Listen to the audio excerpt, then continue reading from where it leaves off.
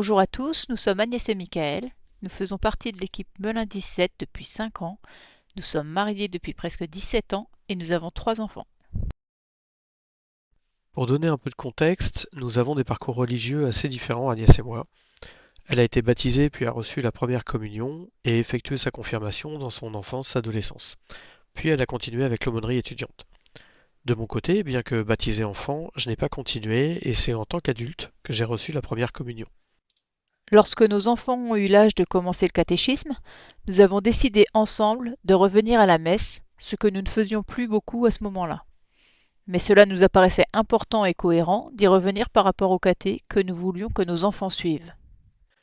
Nous avons été invités à suivre le parcours alpha sur la paroisse et l'année suivante, j'ai demandé la confirmation en tant qu'adulte.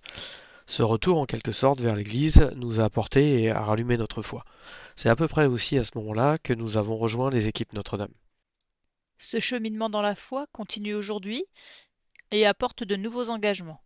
Pour nous d'abord, avec la préparation au mariage et l'association paroissiale, où nous participons tous les deux, mais aussi pour nos enfants qui participent à la messe en tant que servants ou musiciens.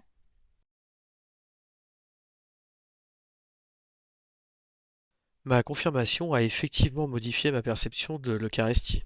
Ça avait déjà commencé avec la première communion, mais c'est vrai que cette étape supplémentaire m'a permis peut-être de mieux comprendre et surtout ressentir davantage la présence du Christ dans l'Eucharistie. Ce moment-là maintenant, pour moi, c'est vraiment, ça me donne parfois la sensation d'être vraiment en communion avec le Seigneur.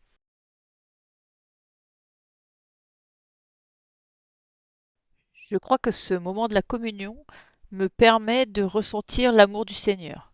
Un amour suffisamment fort pour qu'on ait envie ensuite de le partager avec nos proches. Un amour qui remplit notre journée de joie. C'est peut-être quand on ne peut pas bénéficier de cette communion qu'on comprend son importance, lorsqu'on ressent une sorte de manque.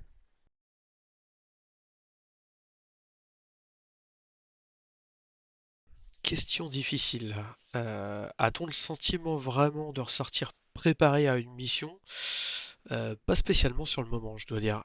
Mais si je regarde un peu les échanges qu'on peut avoir dans le cadre de la préparation au mariage ou autour de nous avec des amis ou des inconnus et les retours qu'ils peuvent nous faire, je, je suis assez convaincu que l'Esprit Saint opère en nous et nous aide à rayonner et en quelque sorte missionner sans en avoir vraiment conscience en fait. Pour moi, ce qui est à peu près sûr, c'est que lorsque je n'ai pas cette communion avec le Seigneur, je ressens moins d'entrain pour les missions quotidiennes. J'ai l'impression d'avoir le cœur un peu plus lourd, moins de patience envers les enfants ou bien les collègues. Voilà, donc c'est important pour moi.